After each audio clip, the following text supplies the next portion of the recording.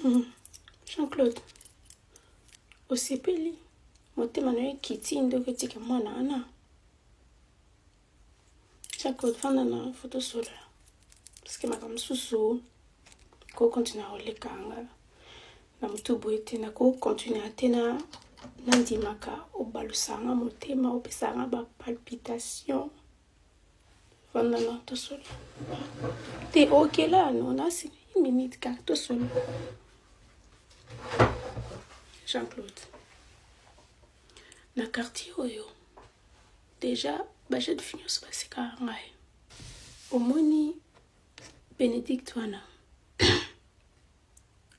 na kolakisa ba photo o naza na kati ya chambre na 2001 nepte sozo se rappeler na 2001 tokena na hôpital na photo na yo mema Bénédicte boy lelo vraiment yo wana Jean-Claude bisanga ke Bénédicte akoti ya pandio makila nyonso ya nzoto o kasoni te yo pe atama Jean-Claude Ziadan yo atama kile panzani yo na nzoto jamais ko ke na cerveau na yo po et dévisser biloko bo yo makila so panzani yo ke na kambala moko na sexe. Oui Jean-Claude,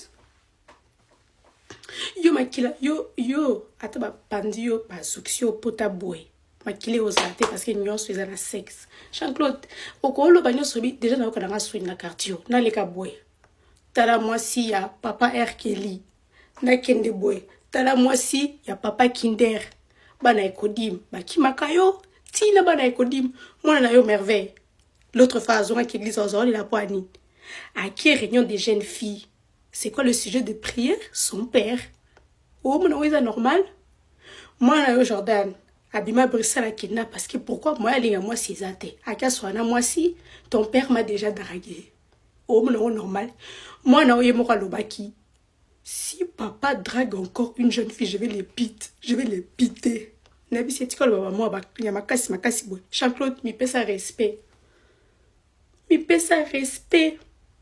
Trop c'est trop. Jean-Claude on like sangani.